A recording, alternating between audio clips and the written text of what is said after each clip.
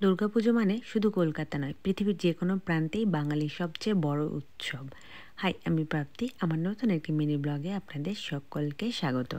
দূর দেশে থেকেও আমরা কিন্তু এই দুর্গাপুজোর সময় মেতে উঠি একসাথে মা দুর্গার আগমনী সুরে, এবং আমরা আপ্লুত হই ঢাকের শব্দে, এবং আমরা ভোগের গন্ধে মাতোহারা হয়ে উঠি। প্রবাসে অবশ্য এই পুজোর রঙটা একটুখানি আলাদা। নতুন বন্ধু, ভিন্ন সংস্কৃতির কিছু মানুষ সাথে মিলেমিশে একসাথে আমরা সকলে মিলে গড়ে তুলি আমাদের নিজেদের পুজো মণ্ডপ, যেখানে এই শারদীয়ার কটা দিন আমরা তৈরি করি আমাদের নিজেদের দেশের একটা উৎসব। প্রবাসে বসবাস করেও আমরা ষষ্ঠী থেকে দশমী অবধি প্রতিটি দিনের যে আনন্দের রং তাকে কিন্তু একেবারেই ম্লান হতে দিই না। ষষ্ঠীর বোধন দিয়ে শুরু, তার সঙ্গে প্রতিমা উন্মোচন, মন্ত্রোচ্চারণ এবং ঢাকের তালে পুজোর আবহ একদম ভরে ওঠে চারপাশে। সপ্তমী এবং অষ্টমীতে শাড়ি আর পাঞ্জাবিতে সেজে একসাথে অঞ্জলি দেওয়ার মুহূর্তের পরেই আসে কিন্তু দুপুরে ভোগের সময়। চারিদিকে লাবড়া, চাটনি আর পায়েসের গন্ধে কিন্তু মণ্ডপ মুখরিত। এই দুদিনের পুরো উৎসব জুড়ে চলেছিল কিন্তু নানা ধরনের কালচারাল প্রোগ্রাম, শিশুদের নৃত্যনাট্য থেকে শুরু করে আবৃত্তি, আধুনিক গান, রবীন্দ্রসঙ্গীত, এমনকি নাটকও। এই ছোট ছোট মুহূর্তগুলোই কিন্তু তৈরি করেছিল এক অসাধারণ অভিজ্ঞতা, যেখানে ভক্তি আর আনন্দ মিলেমিশে তৈরি করেছে অমূল্য স্মৃতি। নানান কাজকর্ম এবং ব্যস্ত জীবনের কারণে কিন্তু এই প্রবাসে সাধারণত সপ্তাহান্তেই আয়োজন করা হয়ে থাকে এই পুজোর। শনিবার এবং রবিবার ভোর থেকে কিন্তু মণ্ডপে ভিড় জমে যায়। আমরা পৌঁছে গেলাম রবিবার দিনের একদম সকালে, যেখানে পুজো হচ্ছে কিন্তু এখানে নবমী পুজো। আমরা নবমীর পুজোর এইখানে পুষ্পাঞ্জলি দেওয়ার জন্য অলরেডি প্রস্তুত হয়ে গেছি এবং পৌঁছে গেছি পুজো মণ্ডপের সামনে। পুজোর অঞ্জলির পর সবার হাতে দেওয়া হলো কিন্তু প্রসাদ। এখানে শাঁখের ধ্বনি, ধূপধুনোর গন্ধ, সবের মাঝেই কিন্তু মিলল ভক্তির টান আর মিষ্টির স্বাদের আনন্দ।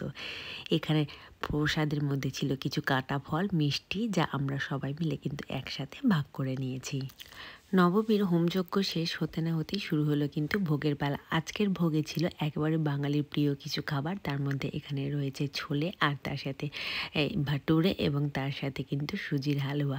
এত দূর থেকে এই দূর দেশে বসেও এই ভোগের স্বাদ কিন্তু আমাদেরকে নিয়ে গেল সেই ছোটোবেলাকার পুজোর দিনে।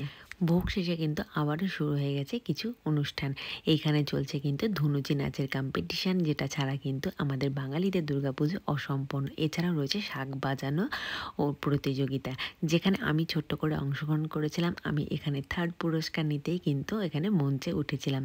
প্রাইজ ডিস্ট্রিবিউশন এখানে কিন্তু এই অনুষ্ঠানটা শেষেই ছিল। শুরু হয়ে গেছে কিন্তু আবারও বিভিন্ন ধরনের কালচারাল প্রোগ্রাম। এর সাথে সাথে রয়েছে কিন্তু আপনজন বা প্রিয়জনদের সঙ্গে গল্প, হাসি, আর তাদের সাথে আড্ডা। এই সমস্ত কিছু নিয়ে যেন নবমীর সন্ধ্যা হয়ে উঠেছে আরও প্রাণবন্ত। শারদীয়ার এই অনুষ্ঠানের মূল আকর্ষণ ছিল কিন্তু ইন্ডিয়ান অ্যাম্বাসাডারের উপস্থিতি। ওনার উপস্থিতি আমাদের প্রবাসী বাঙালির কাছে যেন এক অনন্য সম্মানের মুহূর্ত। তিনি শুধু অনুষ্ঠান উপভোগই করেননি, বরং আমাদের প্রচেষ্টা এবং সংস্কৃতির প্রতি গভীর শ্রদ্ধাও প্রকাশ করেছেন।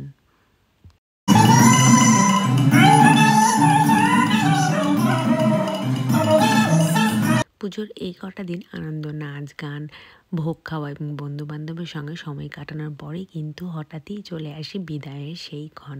এরপরেই শুরু হয় সিঁদুর খেলা। এত আনন্দের মাঝেও কিন্তু লুকিয়ে থাকে বিদায়ের কষ্ট, যেটা মনে করিয়ে দেয় বিদায় মানে কিন্তু শেষ নয়, এটা এক নতুন শুরুর অপেক্ষা।